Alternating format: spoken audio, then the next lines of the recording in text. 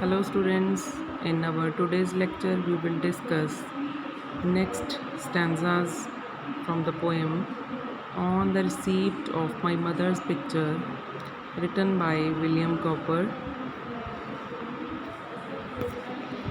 Let's begin with the next stanza number 6. Thy maidens grieved themselves at my concern, often gave me promise of a quick return. What ardently I wished, I long believed, and disappointed still, was still deceived.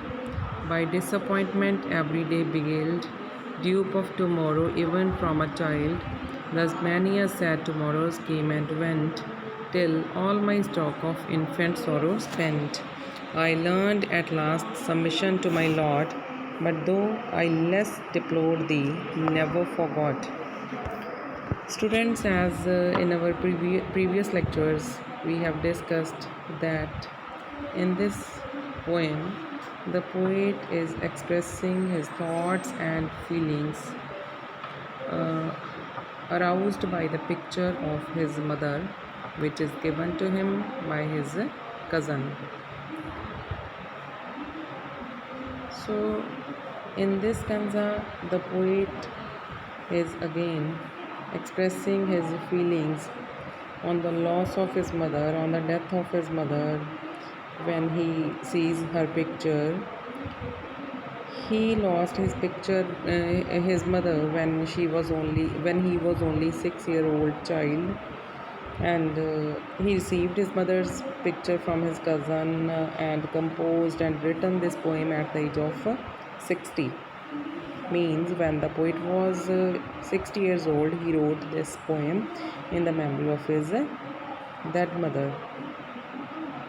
So he reflects the emotions of his childhood in a very clear and remarkable manner in this poem.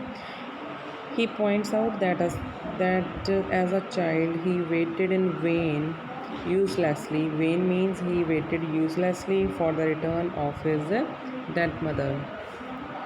Thy maiden grieved themselves at my concern, often gave me promise of a quick return. What ardently I wished, I long believed, and disappointed still was still deceived. In these lines, the poet says that thy maidens, thy means yours, maidens, maidens means maid servants, grieved means they were pained to see the grief of the poet. Thy maidens grieved themselves at my concern. The poet says that the maid servants of his mother were pained to see the child, the writer, in great grief and sorrow, often gave me promise of a quick return, and they gave him promise of his mother's quick return. What ardently I wished, I long believed. He eagerly wished her. He eagerly wished his mother to return. He continued believing for a long time that his mother would return to him. And disappointed still, was still deceived by disappointment every day beguiled, dupe of tomorrow even from a child. He was disappointed because she did not return. He went on hoping. By disappointment every day beguiled, dupe of tomorrow even from a child.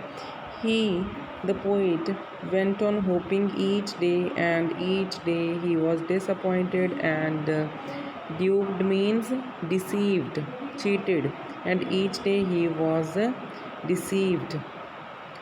Thus many a sad tomorrows came and went, till all my stock of infant sorrow spent. He hoped that his mother might return the next day, and in this way many sad days came and went, till all my stock of infant sorrow spent. I learned at last submission to my lot, but though I less deplored thee, never forgot. He hoped that his mother might return the next day, but by doing so, many sad days came and went.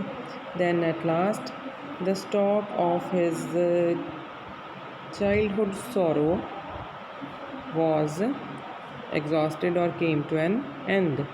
Thus, he learnt to resign himself to his evil fate. He admitted to his evil fate, uh, which lost his mother. He, but though I less deplored thee, never forgot. He was able to overcome his sorrow of the death of his mother, but he was not able to forget her. Next stanza. Where once we dwelt, our name is heard no more. Children not thine have trod my nursery floor. And where the gardener robin day by day drew me to school along the public way, delighted with my bauble coach and wrapped in scarlet mantle warm and velvet capped, it's now become a history little known that once we called the pastoral house our own. In this stanza number 7, the writer again recollects his emotions of his childhood in a very clear manner. In these lines, he recalls how things changed after the death of his mother. Where once we dwelt means lived. Our name is heard no more. Children not thine means yours. Have trod my nursery floor. Have trod means have walked upon. While looking at the picture of his mother, the poet's mind is filled with so many memories of his childhood. By addressing his mother, he tells her that their name is no longer mentioned in the house in which once they used to live. In that house, there was a room for his special use as a little child.